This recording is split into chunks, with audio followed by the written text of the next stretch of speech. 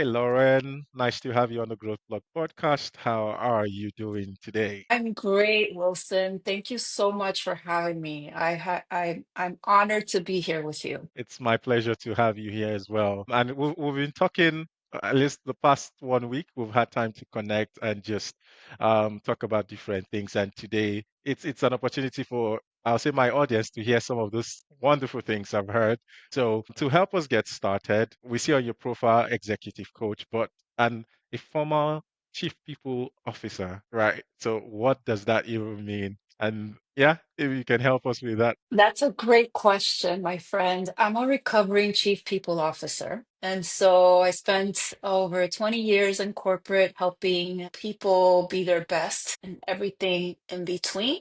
From compliance to performance to culture transformation, I was responsible for leading HR initiatives for organizations across the globe, mainly multinationals based here, but with operations across Europe and Latin America. Great. And what would you say about differences in, I would say, dynamics of leadership or communication within the different locations you've had to work in? Because you've worked across different places. Does culture, way of life, does it affect how people generally work and the leadership in those areas? Does it affect the dynamics of the place? Absolutely. I cannot stress enough how much culture plays a role in everything that we do, and Mm. leadership is no different. From our approach to work, our approach to decision making, to managing relationships, building trust, handling conflict, approach to time, everything is impacted by our culture. And I will go as far as to say that it's not just national origin, right? It's not just national culture. It is anything that shapes us through our lived experience. And sometimes we see those differences, not sometimes, I would say many times, often. We see that in our own backyard because we are a global world. We're boundaryless. And so even though at the time, yes, we were geographically dispersed. But I saw more and more how those differences showed up in our own backyard, not just overseas. Interesting. And let's stick with this conversation on leadership, work culture, and all of that. But first, you had to move from corporate to being an executive coach. What was the turning point for you? Why did you make that shift? That's a great question. You have such fantabulous Oh, questions. thank you. I remember a couple years before COVID, I knew that I wanted to pivot into coaching. Mm, I enjoy doing it in all of my roles, mainly in my executive roles. And I knew that I wanted to spend my days doing more and more coaching. I love working with people and helping develop them to where they want to go, right? I love kind of being that windshield wiper, clearing the way to help people see where they want to go. That's what I see my coaching as. And COVID put a little bit of a delay in that, but that was always my goal. I knew that my impact would transcend corporate and knew that I wanted to coach and teach people how to be their best, right? To motivate, elevate, and activate people across the world really is my mission. Did you, in your role in the corporate environment, I guess that was where the coaching started, like gradually, right? So, how Yes. important is what we do in the corporate world? How does it impact us? And are there opportunities to even use the things we learn in the corporate environment beyond that to create more impact? Yeah, any thoughts on that? Absolutely. I fell in love with coaching about, oh gosh, 12, 13 years ago when I was doing a culture transformation project. And I come from a psychology background. I'm currently working on my doctorate. I have a master's in org psychology. My bachelor's was in organizational psychology. So I bring that to my leadership practice. But it was the first time that I saw the impact that coaching has on an individual in a work setting. We talk about therapy, we talk about mentorship, typically outside of Yeah. work, but I saw how transformational coaching can be and how much deeper that transformation is if it's done by your leader. Mm, And so coaching doesn't have to be this grandiose 3, 6, 12 month engagement. Every leader has the opportunity to coach their employees or their peers. It's just a matter of understanding what impact you want to have on the person. Two, how can you add value to that person's life? And three, holding space for them in that very moment. That sets the tone for effective coaching. And it was the first time that I knew I wanted to take my leadership practice deeper. And coaching helped me do that. that is wonderful. And the reason I say that is because traditionally, a lot of managers, leaders, I don't think they see themselves as coaches, or they don't even try to coach people. It's like, this is what you should do. Go ahead and do it. All right. So this is definitely a different way of leadership that will, I doubt even organizations have a framework to help leaders become coaches, because when you coach, it's helping people discover themselves even better than just dishing instruction. So if an organization is probably struggling with this kind of some leaders, let's put it that way, it's training these leaders to be a coach, a possible solution to those leadership challenges that organization is probably facing. That is such a great example. Excuse me. And I'll go as far as to say there are a lot of leaders coaching already. Coaching has this connotation that it has to follow a certain structure and it has to follow, a certain rubric. And Mm, in order to qualify as coaching, leaders do this every day. When you're sitting with your peer or your team member and you're holding space for them, right? You create that container well, with them to use that opportunity to help that person be better. That's coaching, right? Whether you do it formally or you do it informally, a lot of people already do this. Double down on it, I would say. that's a good point. I tell people unofficially, I think I've been coaching for almost 8 or 9 years, because just like you said, I recognized that holding space, using that word, or creating that environment where someone, even your colleague, can thrive with you being very empathetic and just guiding them to realize what they are capable of doing and helping them do that. That is coaching. It might not have the formal structure over it, but just even recognizing that that is something you can do at whatever level you find yourself. I think that is quite comforting. If we talk leadership, and you've coached so many people, right, over the course of what you do, both in the corporate and beyond, what would you say is a common leadership challenge people face today? It's tough to mention one, Yeah. but I would say the overwhelm. Mm, The overwhelm behind the speed at which things move today. I don't know of a leader that does not want to grow or want to do their work really well, but the overwhelm behind the ever evolving changes and the speed at which those changes occur is the number one challenge they face. A lot of times, leaders, particularly at that mid to early senior stage, are bombarded with daily changes and focus things that they have to tackle, right? Because they are what we call the boots on the ground. They are the yeah. ones that have a foot up top and a foot on bottom, a foot side to side. And so the biggest challenge I see is exactly that. It's managing all these different expectations and the evolving nature of those expectations. There a way to prepare leaders then for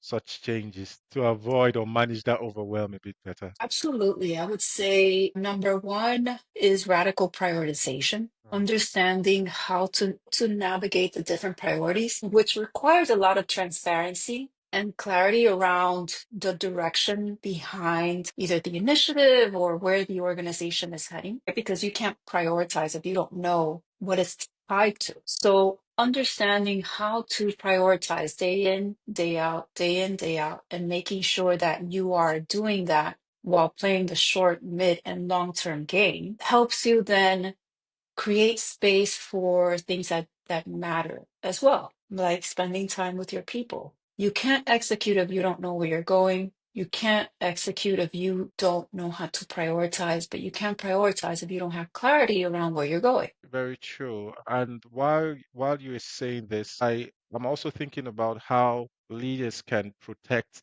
the people that work for them if they prioritize better. Because usually, let's say there's this huge change at the beginning of the year, January, you set this goal for the team, for the people you lead, and they are all working night and day to make sure it happens. And all of a sudden, there's a major shift, Mm, and then it's just trickled down immediately to them, and it's like, hey, yes, stop, redirect this way. So yes. one of the effective traits of or good traits of a leader should be, I feel, that prioritization to protect themselves and then the people. If I work in a team and every 3 months we're changing our priorities massively, I don't think I would trust my leader, or I will have some doubts, because it's like, we'll most likely not see the end of all this effort. Something else will come up.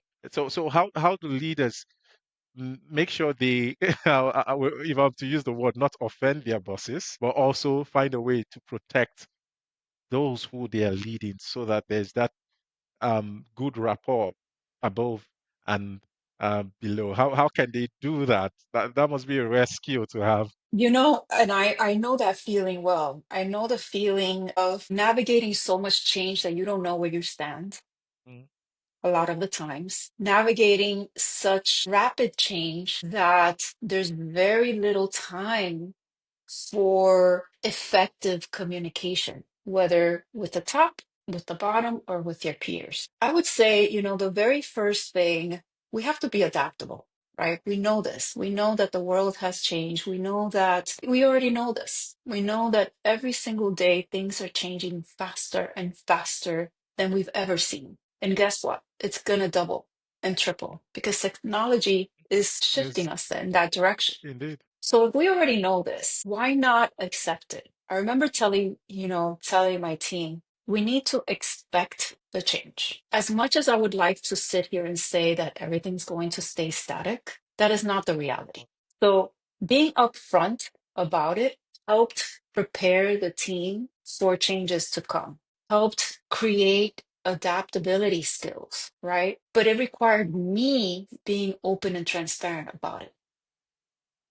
So that's number one. Anticipate it and be very clear about it with your higher ups and with your team and with your peer. Because the reality is, it's not going to slow down anytime soon. Then I would add very frequent check ins, whether formal or informal. We used to have daily huddles where we would check in on just high level top priorities and then use the one on ones for deeper work. Having all of those different feedback loops help the team feel supported and in some way sheltered without enabling them, because that's Mm. also important. You don't want to shelter them to the point that they are invisible to what's going on. Right? They should be exposed. They should be knee deep in the business. But protecting them from any harm that may come as a result of that is what's important. That is so good. Adaptability,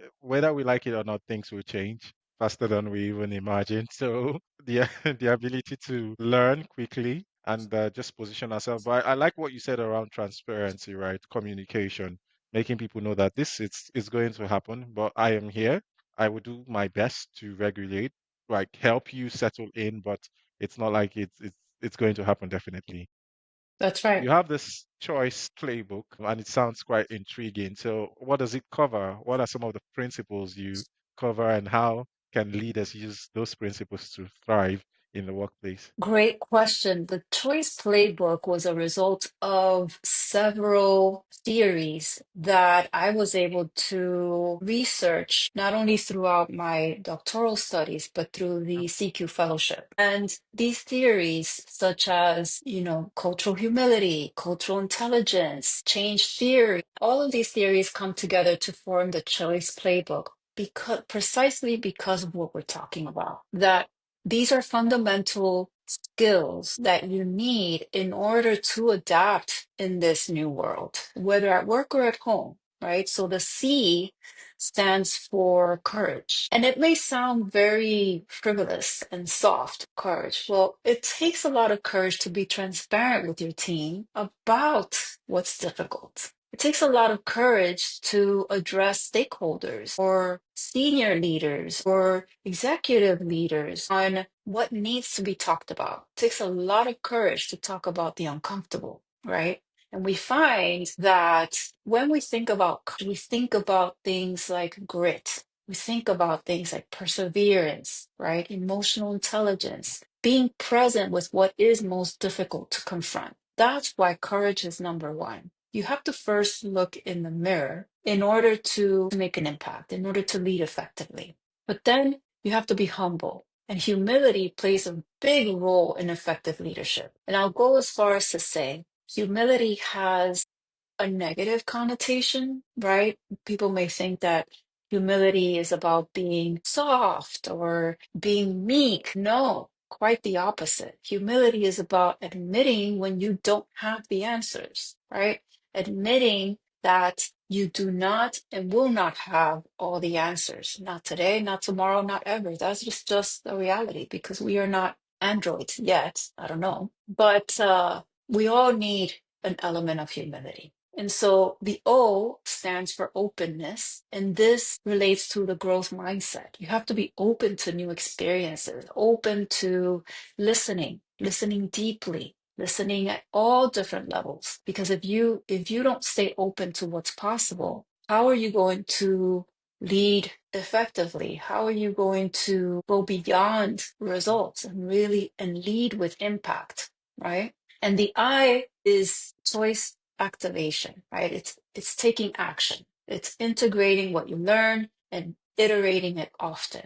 That is what the integrating knowledge is all about. The C is for curiosity. Have you ever seen a child and their curiosity? It is contagious. Yeah. Why not bring more of that to our daily lives? That also has to do with our growth mindset, right? Thinking about what's possible. When we talk about cultural intelligence, we think about understanding what goes beyond what we actually perceive. What's there? How do we use it to increase our knowledge? How do we use it to connect deeper? That's what curiosity is all about. And last but not least is empathy. We talk a lot about empathy, but not enough about how to activate it, not enough about what that looks like in real life. And so this model is a model that helps leaders adapt to the modern workplace. So we have courage, honesty, openness, integration, curiosity, and empathy. Yes, humility. Humility, rather. Yes, Honesty, yes, humility. And you said something towards the end, which is what I want to follow up with. We know some of these things. They are words that has been used or have been used across the workplace for so long at different points. But the activation, really living out these things has always been a challenge. So let's say, I guess for someone to be a leader, one way or the other, they exhibit one or two of these attributes one way or the other, maybe not everything. But if I am new to leadership, and I know there's no exact starting point, it's not just about the title. In fact, you start leading yourself. that's But right.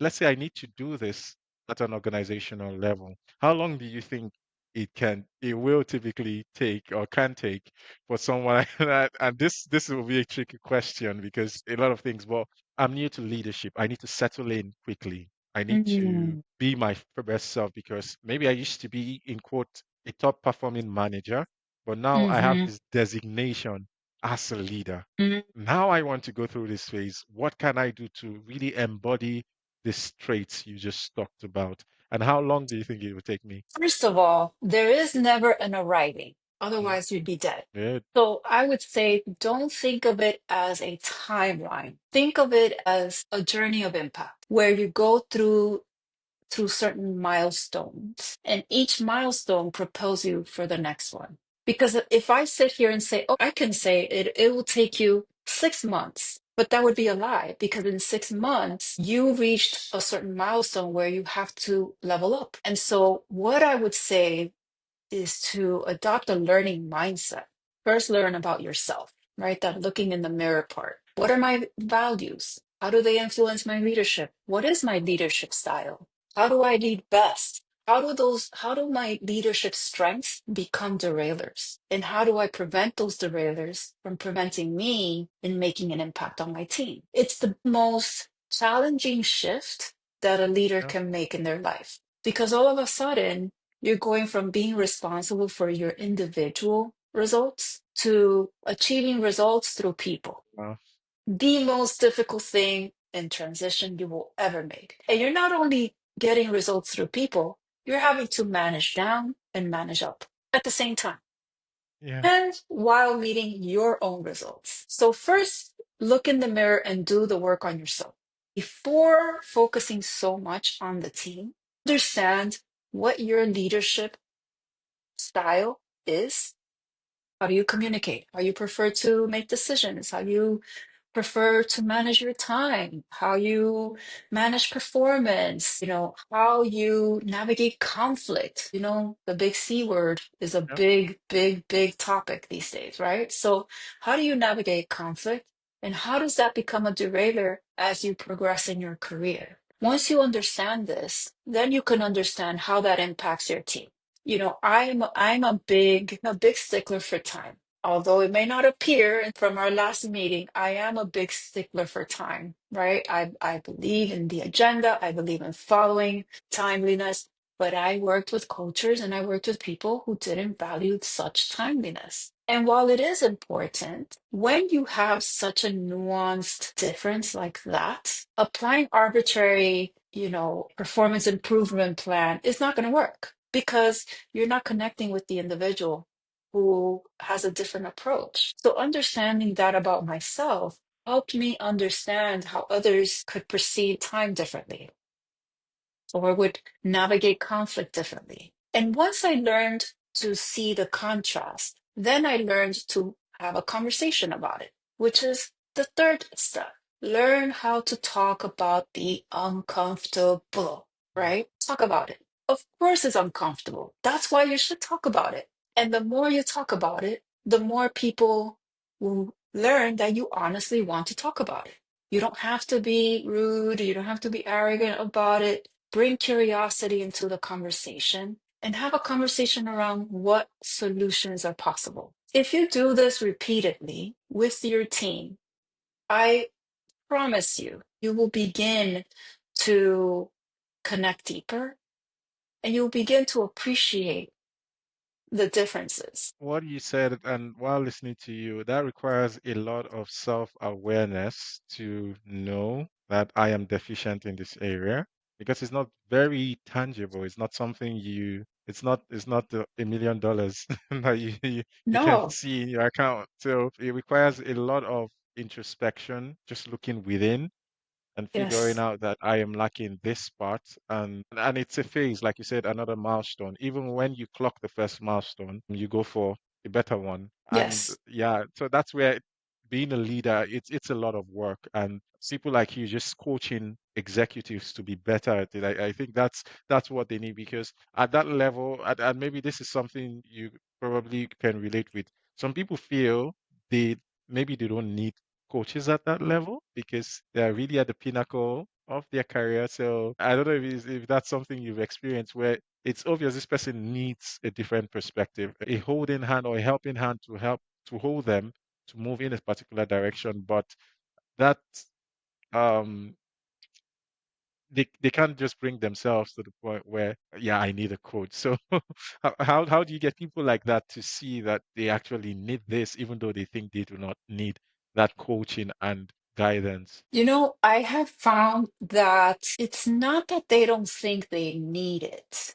The impact or the focus of the coaching is more about impact because their technical skills got them to where they are. And so we've come to a crossroads where the evolution, the milestone is more about the impact on the organization, on your stakeholders, on the rest of the employees, on your team. It's all about impact. And all of a sudden, people are expecting something seemingly soft, something seemingly intangible from you that is difficult because You spent the majority of time making high stakes decisions and spending time having high level discussions with stakeholders and presentations and board discussions, where at the end of the day, this point is all about focusing more on the people side. And because it is uncomfortable, because it's intangible, because it's qualitative, this is why it is such a turning point, right? It is a such a need at this stage. It may appear as though they don't need it because of the distance, right, between where they are and where the other levels are. Again, because of the lack of impact. Okay, so maybe just wrapping up with this, performing as a good leader and still having a good self-care, managing their well-being, that is something a lot of leaders still struggle with because, like you said, they have to manage themselves, manage those above, below, and on their level. It's a lot. How can they effectively manage themselves so they don't wear out? Because if they do, then their leadership will not be sustained, they won't be sustainable leaders. So, what strategies do you think, or how should they handle this? And I guess it's a frequent challenge you've also encountered while coaching people that, yeah, where they're really stretched.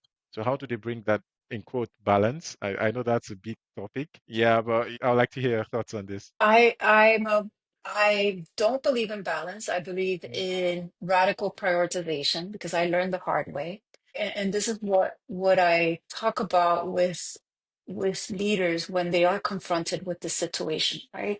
Because the world is so intense, they can get bogged down by all this intensity. And after crashing and burning a few times myself, I learned that I was trying to keep up with the balance myth and not focusing on radical prioritization, right? There are some things that are just non-negotiable. Sleep, meditating, whether you call it reflecting, meditating, praying, whatever it is that you call it, but that moment where you connect, that is non-negotiable. Diet, eat things that love you back. Eat, focus on eating the things that love you back. And movement, exercise, whether it's a 5 minute walk or 50 minutes, whatever that movement looks like to you. I don't know, dancing on the way to your car, whatever it is, move. And if you make this promise to yourself every day, you then have some space left in your cup to give to others, right? So you want to prime yourself to be able to lead effectively. It doesn't have to be a grandiose, you don't have to sleep 10 hours a day, but certainly 6, 7 hours consistently. Because if you burn out, then you can't be there for yourself or your team. And so those micro habits help you build over time. They compound over time. But you have to first commit to yourself. Again, going back to looking in the mirror. What is that foundation you have to set for yourself to be there for others? You can't do that if you're not there for yourself first. Indeed, indeed. And you mentioned dancing to your car, and that's my question. Do you dance to your car? How do you unwind? Besides writing, I know you enjoy writing, and we've Oh talked my about this. gosh. Yeah, so I would tell you writing, but I love, love, love dancing. I love walking in uh, nature, spending lovely. time in nature. I love it, love it, love it. Whether it's a walk, running, or sitting by the lake, I absolutely love being in nature. That's wonderful. And yeah, I guess just sitting in nature, walking, it brings a certain feeling, ease around things. I think people should do that more often. I think so too. It's such a great feeling. Thanks, Lauren. Yeah, if people want to connect with you, how can they reach out to you, connect with your work? I know you're doing, but from a research perspective and just coaching as well. There's a whole lot to gain from following you, at least for me, engaging with you and your content. I've really learned a lot. So how can people connect with you if they want to get more of this? Thank you. I'm very active on LinkedIn. Instagram, not so much, but certainly LinkedIn. Loren Rosario Maldonado. I'm there every day, so stop by and let me know your thoughts. Okay. And I'll share the link to your profile when this episode is released. So thank you so much, Lauren, for just taking us through coaching, leadership, and everything in between. It's been wonderful having you here, and do enjoy the rest of your day. Thank you, you too, Wilson. Thank you so much for having me. All right.